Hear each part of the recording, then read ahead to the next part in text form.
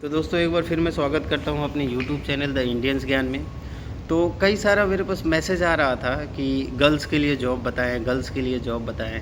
तो गर्ल्स के लिए आप देखे होंगे पूरे YouTube पे बहुत कम लोग बताते हैं जॉब, बहुत कम लोग जॉब बताते हैं। क्यों?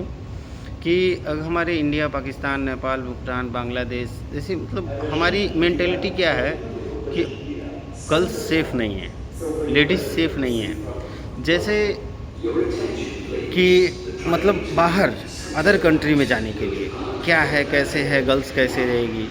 तो अगर कोई भी गर्ल्स ये ट्राई करती हैं कि हम विदेश जाएं और अच्छी सैलरी कमाएं, बेसिकली क्या होता है, गर्ल्स लोग टीचर की, बैंक की जॉब, यही सब जॉब ट्राई करती हैं। तो सबसे बेस्ट जॉब यूएई की बात करें हम तो गर्ल्स के लिए ये होता है कि उनको इंग्लिश आना चाहिए अच्छे से और कंप्यूटर की नॉलेज होनी चाहिए, सबसे बेस्ट। और रही सेफ्टी की बात, जॉब के बारे में बात करते हैं आगे कौन सी जॉब होती है। तो रही सेफ्टी की बात, तो इस कंट्री से ज़्यादा सेफ आपको कोई भी कंट्री नहीं मिलेगी, खासकर गर्ल्स के मामले में। मतलब 100% सेफ़ कह सकते हैं अगर हम खुद से गलती ना करें तो 100% सेफ़ कंट्री है। गर्ल्स के लिए बेसिक जॉब क्या है? कॉल सेंटर सबसे मतलब स्टार्टिंग और इजी जॉब है। इजी वर्क भी है और इजी जॉब इसलिए है कि बहुत आसानी से गर्ल्स लोगों को, सबसे ज़्यादा गर्ल्स लोगों को ही अप्रोच किया जाता है। और इंडियंस के देखा जाए तो इंडियंस को ज़्यादा प्रेफरेंस दिया जाता है। तो जो गर्ल्स लोग इंडिया से ट्राई कर रही हैं, और मैं तो कहता हूँ ट्राई करें। आप बैंक में जॉब करोगे, इतने दिन पढ़ाई करोगे और बैंक के लिए आप इतना पेपर क्लियर करोगे और सारी चीज़ें करोगे, कितने का जॉब लगेगा? 25,000, 30,000, 20,000। आपकी इंग्लिश परफेक्ट है, एक्सेल आता है या कंप्यूटर आता है आपको, आप गल्फ़ आएँ, दुबई आएँ, मिनिमम सैलरी मैं बता रहा हूँ आपको, मिनिमम कॉल सेंटर की सैलरी इंडियन रुपीज़ में अगर कैलकुलेट किया जाए तो 50,000 होती है।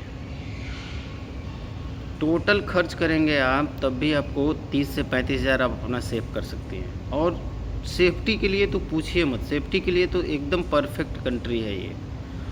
तो सबसे पहला जॉब जो होता है, आगे मैं गर्ल्स के लिए जॉब पे वीडियो बनाऊंगा, इस पर थोड़ा सा रिसर्च करना पड़ेगा कौन कौन सी जॉब आ रही है, कौन कौन सी जॉब नहीं आ रही है। लेकिन अभी स्टार्टिंग जॉब सबसे बेस्ट और परफेक्ट जॉब गर्ल्स के लिए कॉल सेंटर का।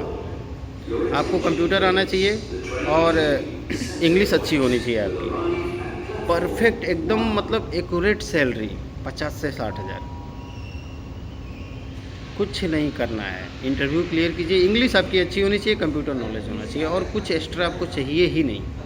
ना फेस लुकिंग चाहिए, ना कुछ चाहिए। आप एक सिंपल सा तरीका है, आप अपना एक पासपोर्ट अप्लाई करो, वीज़ा अप्लाई करो, टिकट लो, आ जाओ, विद इन 10 डेज आपका जॉब लग जाएगा। क्योंकि गर्ल्स हमारे वहाँ का सेफ्टी पेरेंट्स लोग खुद नहीं जाने देते हैं, उसके लिए कितना लाखों खर्च कर देंगे पढ़ाने के लिए, जॉब मिलती है 30 से 35,000, वो भी हाईएस्ट बता रहा हूँ।